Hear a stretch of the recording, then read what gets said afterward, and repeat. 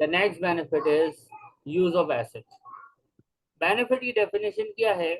वो चीज जो एम्प्लॉयर एम्प्लॉय को दे और उसका पर्सनल यूज हो, मुफ्ता। बेनिफिट इज अ मुफ्ता given by employer to employee.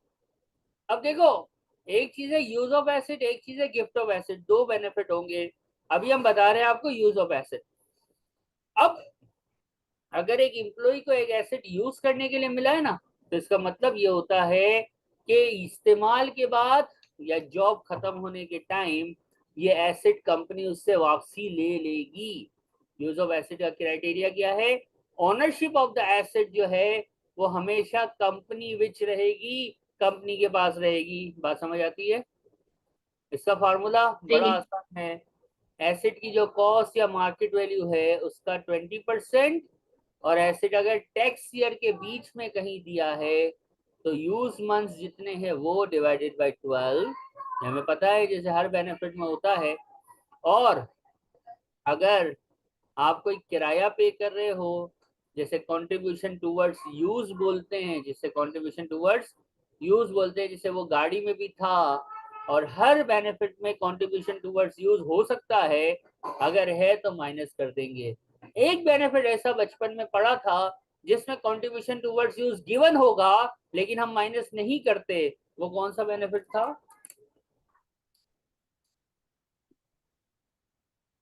Sir? उस बेनिफिट का नाम था फ्यूल। फ्यूल फ्यूल में बेनिफिट था, हाँ। गिवन होगा लेकिन आप माइनस नहीं नहीं करेंगे। करेंगे। थोड़ा सा रिकॉल भी हो गया। यूज ऑफ एसेट में ownership of the asset will remain with the employer. अब एक क्वेश्चन है, आसिफ भाई हैं, उनको टीवी मिला। क्या हमने टीवी का अलग से कोई वर्किंग सीखा है? नहीं। नहीं। तो ये एसेट है, कंपनी ने दिया है यूज करने के लिए, पर्सनल यूज के लिए दिया है, तो यूज ऑफ एसेट हो गया। फॉर्मूला आपके सामने है। कॉस्ट थी 10,000, 20% फिक्स रहेगा, कभी नहीं बदलेगा। टैक्स ईयर कब से कब तक है? 6 अप्रैल से 5 अप्रैल, 22 23। 5 अप्रैल। सही है, 22 23, करेक्ट और रॉन्ग? जी। 22 23 में ये एसेट कितना इस्तेमाल हुआ देखते हैं। कब मिला है? जब एक January 1st को। टैक्स ईयर के बीच में कि टैक्स ईयर से जैन पहले? Feb March. टैक्स ईयर के बीच में कि टैक्स ईयर के पहले? गौर से देखो। पहले। सर ये टैक्स ईयर से बहुत पहले मिला है। ये टैक्स ईयर से बहुत बहुत पहले मिला। पहले मिला है, तो हमें तो टैक्स ईयर पे फोकस करना है ना। हमें तो टैक्स ईयर पे फोकस करना है। इसका मतलब थ्रू आउट मिला है, मंथ्स की वर्किंग एलोकेशन नहीं करेंगे। 12/12 हो गया, यानी पूरा साल मिला है। आंसर आएगा, अल्लाह भला करे, कितना? 2000।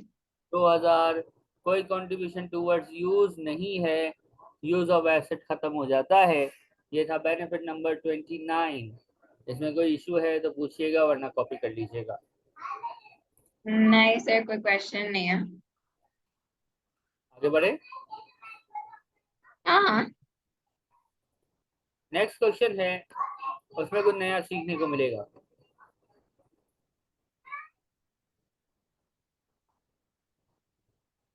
नेक्स्ट क्वेश्चन का ए पार्ट हमने रीड करना है।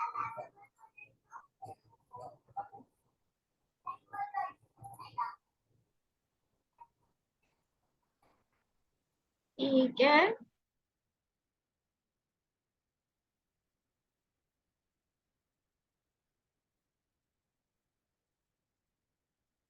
पढ़ लिया सर।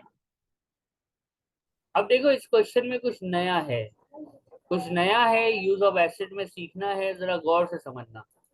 देखो, होता ये है आमतौर पे कि कंपनी क्या करती है, एसेट खरीदती है और एम्प्लॉय को दे देती है।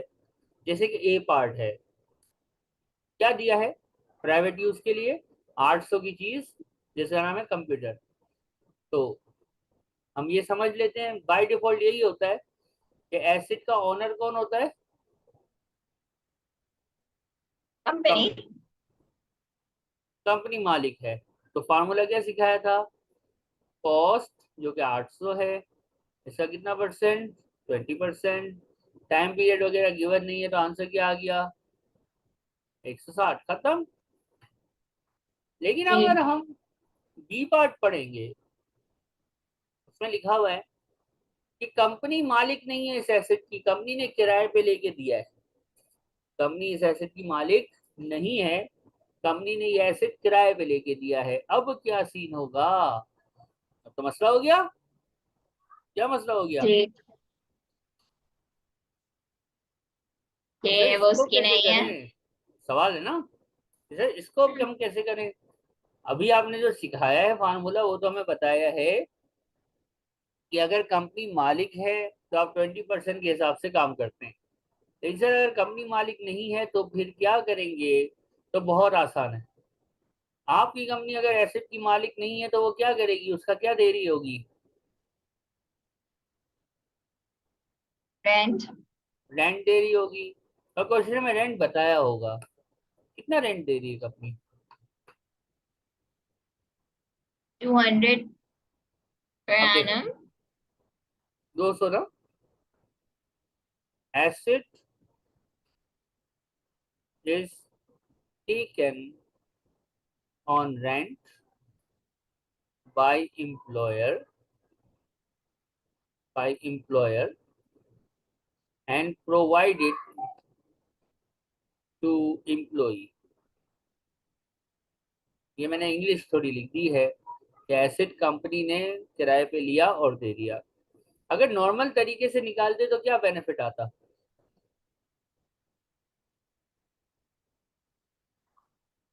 अगर हम नॉर्मल वर्किंग करते जो अभी हमने सीखी है यूज ऑफ एसिड की, तो क्या आंसर आया था? 160। 160। रेंट कितना पे किया है? 200। तो अब इस केस में क्या होता है? इस केस में होता ये है कि आपका जो बेनिफिट का आंसर है जो 160 है वो, और आपने जो रेंट दिया है वो, इन दोनों को कंपेयर करते हैं। और इन दोनों में से क्या चीज हायर लेते हैं? जो हायर हो। इस केस में हायर ऑफ क्या है? 200। रेंट। तो इस केस में जो बेनिफिट, जो एनुअल सैलरी में बेनिफिट का अमाउंट ऐड होगा वो 160 नहीं होगा। वो इंस्टेड ऑफ 160 वो 200 होगा। क्यों? क्योंकि ये एसेट रेंटेड है। ये एसेट क्या है? रेंटेड है, अपना नहीं है। हाँ, अगर नॉर्मल वर्किंग यानी फार्मूले का आंसर आपके रेंट पेड से ज्यादा हो तो फिर आप जो फार्मूले का आंसर है वही लोगे, यानी आपने हायर ऑफ को सिलेक्ट करना है। कब? जब एसेट रेंटेड हो। और जब एसेट कंपनी का जाती हो तो फिर आपने फार्मूला ही लगाना है, रेंट तो होगा ही नहीं ना। जब कंपनी का जाती होगा तो रेंट होगा ही नहीं। और बाय डिफॉल्ट जब तक रेंट ना बताया जाए क्वेश्चन के अंदर, हम यही अज्यूम करते हैं कि ये एसेट कंपनी ओन करती है, कंपनी इसकी मालिक है। Got my point? जी यूज ऑफ एसेट अब पूरा हो गया। कोई सवाल? नहीं। ओके, नेक्स्ट बेनिफिट करेंगे।